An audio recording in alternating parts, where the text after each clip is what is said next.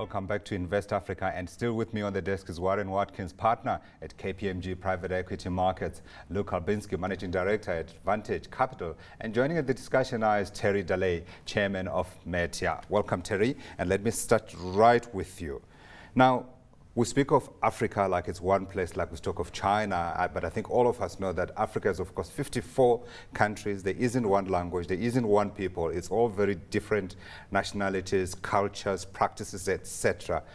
When you look at doing deals in Africa, though, is it difficult in general? I think that the principles of making an investment, which is what private equity is, to make an equity investment, remain the same.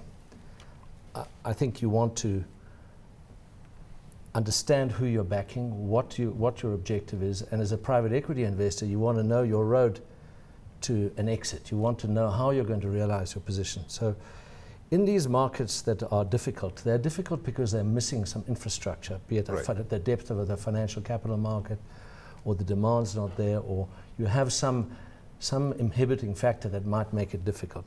But the principles are the same, and if there's a requirement for the capital and you can assess the opportunity, and you can back a good management team, and you as an investor bring value more than money, I think you're going to have a relevant place.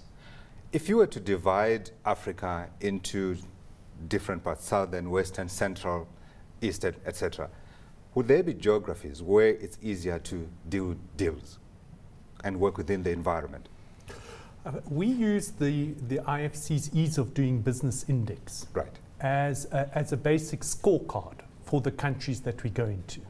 And we apply one simple rule, which is we do not invest in countries in the bottom quartile of the IFC's Ease of Doing Business Index. So no Central African Republic for us. But we do focus on countries like Ghana, Nigeria, Botswana, Namibia, the growth markets, Kenya, Tanzania. The other markets are growing fast too, but the regulatory environment is uncertain. The tax situation is more of a predatory tax situation than a legal one. It just becomes too complicated. I was hoping we could actually rank those difficulties in terms of importance and level of difficulty in doing, in terms of allowing you to do what you want to do. Well, look, I mean, to give you a little bit of context, we are at the moment this week going to be announcing our first deal in Ghana. You can announce it here. Yes, you're absolutely welcome. Let me announce it right away. Please, right on. $30 million that we're investing in a Ghanaian power business. And Ghana, where is Ghana on the IFC's Ease of Doing Business Index? It's number 64 out of about 180 countries. Now that compares to China at about 91. You know, India and Brazil around the 130 mark. So Ghana's rated pretty much up there in terms of ease of doing business, transparent regulation, and so on. However, as Thierry rightly mentioned, infrastructure is a huge problem. We at the moment are building a massive power plant in Western Ghana, in the malaria-infested forests of Western Ghana, for one of the gold mines there. And we are having to actually provide our own suppliers with generators so that they can actually produce the supplies that we need. Now that tells you something about the reliability of the Ghanaian national grid right now. And Ghana is spotted as one of the brighter spots on the African continent. Guys, feel free to announce any more deals here, but I want to come to you, Warren. When you look at it from KPMG's standpoint, I mean, you are all over Africa. We are. What are you seeing? We're seeing infrastructure investment, retail on the back of the population growth, and services to the mining community. Those are the three major areas that we are seeing. And then oil-rich countries are definitely... the resources story coming back. The resources story is coming back. There's no doubt about it. Those are the primary initiatives that we're seeing by private equity. Feel free to add your deal as well. But you don't have a deal. We have lots of deals. But you have lots of deals that you're working on. Well, we don't tell everybody. Give me a It's fine. Thierry is more modest. Give me a synopsis in terms of the interest that you see. Into what areas? He speaks of infrastructure, farming, I think that, you know, we have we've developed a private equity industry from South Africa and Southern Africa, and for us the logical extension of South African businesses to participate in the subcontinent is real. And I think that we have a lot to offer. Yeah. And so we'd like to find that we are good supporters to those that need capital and the courage often to go and invest in Africa. Yeah. We need those businesses that want a good partner that has got horsepower behind them, money, brain power, capacity, skills, good network, and, you know, good thinking to invite us to be either participant or that we can be a good owner of that business and drive it. So the ultimate drivers, though, are, as has been explained by many of the participants in this panel. And I don't think that I offer anything fresh there, except to say that there is a socio-political environment which is really quite good and fosters, let's call it regional integration, which is not to be underestimated. The multiplier effects are strong, and I'm very happy to see the complexity.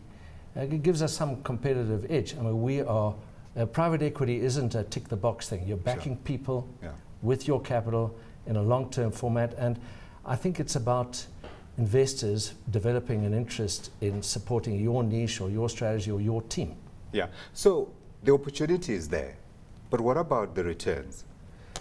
How are they looking like? Because I read somewhere that returns are declining, and some people are suggesting that is to do with competition. Please feel free to come in, whoever wants to make a contribution here.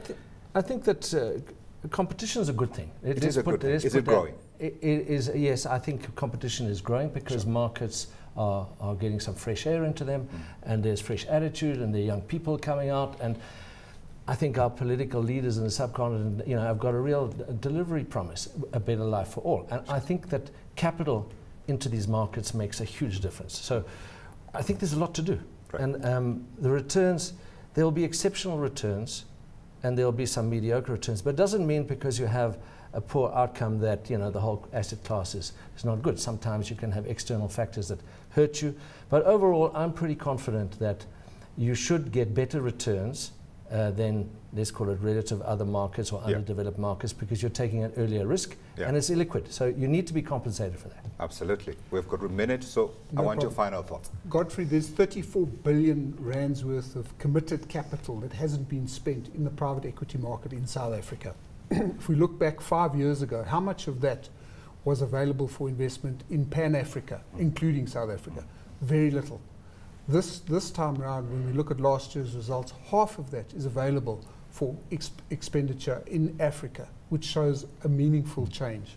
Absolutely. Final thoughts? Certainly, we haven't taken any discounts going into Africa in terms of our returns. Yeah. So we've said to our investors what we want to achieve is early 20s, which is about 80% of the private equity targets, but we're taking a lot less risk as a mezzanine provider. Sure. And certainly our first African deals are right up there in terms of the returns. So we feel very confident about the return generating potential of African deals. Even going forward? Going forward.